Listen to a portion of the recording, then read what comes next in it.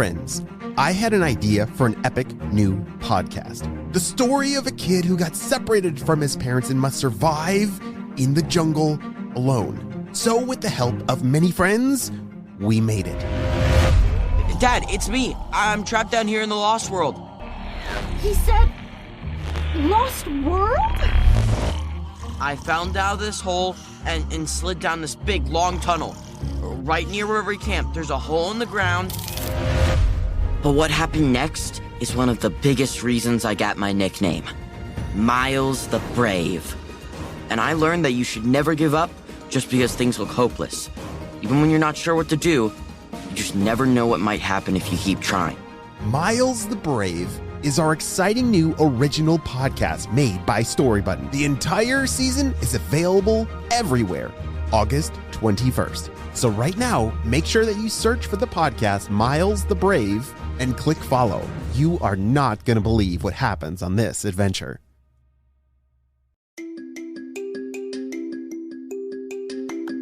Hey friends, it's Mr. Jim and welcome back to Kid Short Stories. If this is your first time, welcome to the family. We are the podcast that turns your ideas into an amazing adventure every single day. You know, we couldn't even exist without imaginations from kids just like you. So if you have an idea for a story, I'd love to see it. Check down in the show notes below for how you can submit your own story idea, and maybe we'll turn it into an awesome adventure. And parents, if you're new to kids podcasting, I want to challenge you to listen to podcasting for 5 days in a row with your kids. It's going to increase their imagination, decrease screen time, and we're going to have a lot of fun along the way. Are you guys ready for today's adventure? Me too, let's go!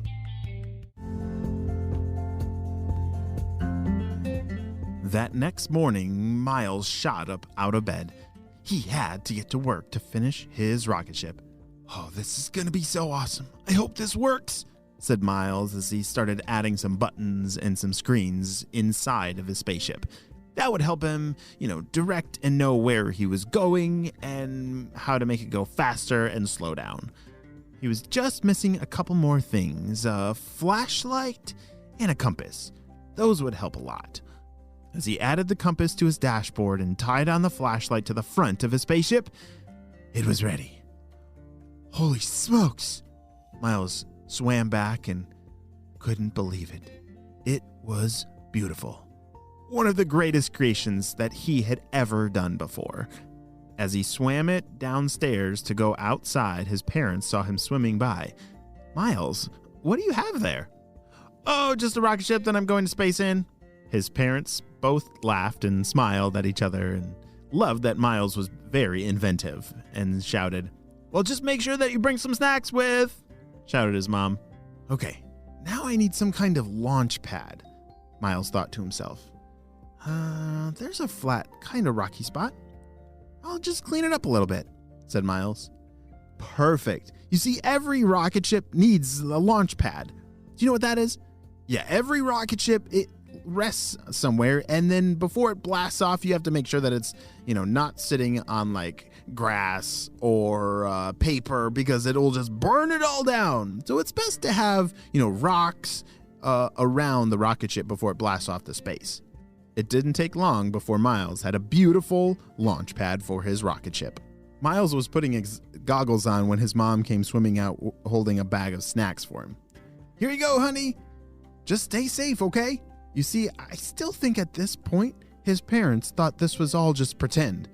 But Miles has actually built a real rocket ship that can blast from underwater.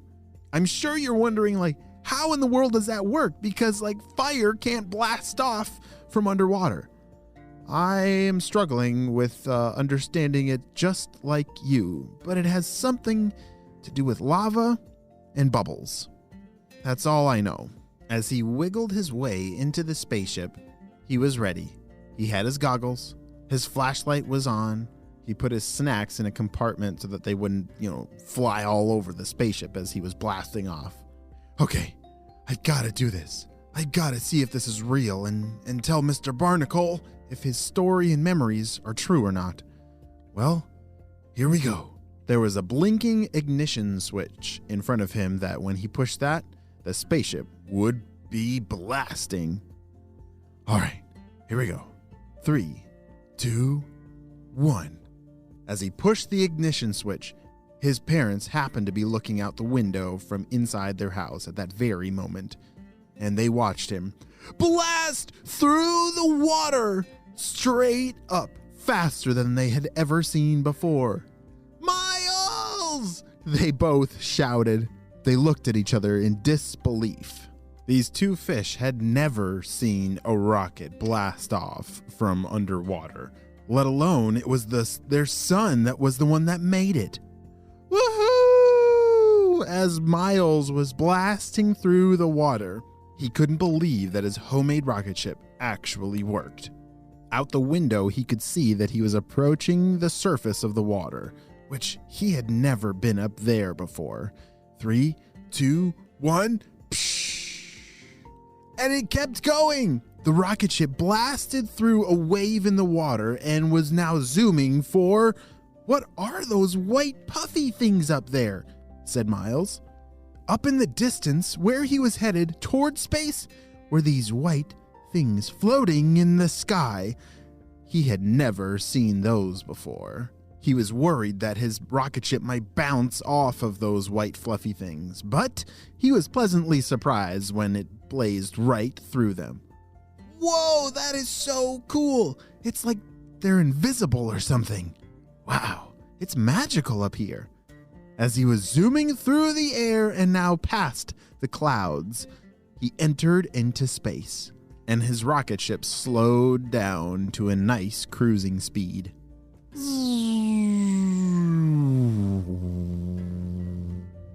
Inside his rocket ship, the water had now been splashing all around inside from all the crazy blasting off, and it was finally settling down, and the bubbles were settling. All right, what did Mr. Barnacle say? There was like some lights, right? Yeah, green lights. Miles started to look around for the green lights of an alien spaceship. I don't see anything yet, but that doesn't mean they're not out there. I gotta just explore a little more. As he started to drive his rocket ship around space, he was just mesmerized and amazed by all the cool lights up here. Wow, those stars are so bright, so much brighter than from when we see them in the ocean.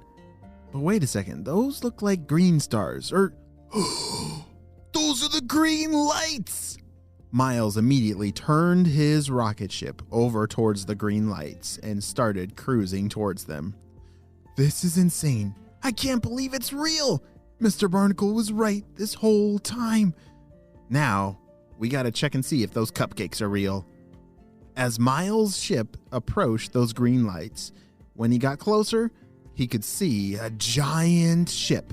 Some kind of alien ship, and on the corners of it, that's where those green lights were. That's what he could see from far away. But now that he's closer, he can see that it's a truly amazing ship. There appeared to be some kind of like garage or, a place for spaceships to come and enter this really big one. So he pulled into the open spot and started putting on his spacesuit. He had made his spacesuit just for him. Like our spacesuits, they need to breathe air, but he needs to breathe water. So it was more like a big bowl of water for him to keep his head in, and then he could move around the rest of his body. As he stepped out of his spaceship and started swimming through space, it was a very weird sensation. This is so cool. It's like I'm swimming in water, but there's nothing. This is very strange. He swam towards a door that opened upon his movement. Those doors that you get close enough to and then they automatically open because they sense that you're there? That's what this door was. And as it opened up, he was greeted by a whole bunch of very, very green aliens. Miles' eyes couldn't believe what he was seeing. As he looked around, he saw dozens of these very small green aliens.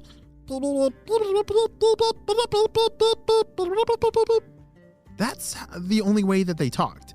As Miles leaned down to say hello, "Hello, little aliens. My name is Miles. What's your name?" They didn't say any words. They only said beeps, and Miles did not know that language. But it wasn't long before the aliens brought out a very, very special surprise. Miles could tell that these aliens were motioning for him to come in this other room, and he started swimming with them towards that back room, and as they entered, he couldn't believe it. There was a giant table full of cupcakes, the most delicious looking cupcakes ever. It's like they had put together a big surprise for him. How in the world do they know he was coming? That's pretty crazy. Well, whatever was going on, these aliens were very happy to have Miles as their guest. "I can't believe that Mr. Barnacle was telling the truth the whole time and he didn't even remember if it was true or not, but he's going to be so happy when I return." The rest of the day, Miles spent with the aliens, starting to learn their beeping language of, beep, beep, beep. That means hi. And beep, beep, beep. That means please pass another cupcake, please. But pretty soon, it was the end of the day. It was time for Miles to return back home to the ocean with his family. And as he waved goodbye and left with a parting gift of a dozen cupcakes, he couldn't wait to return back home and tell his parents and his teacher about this amazing adventure. The end.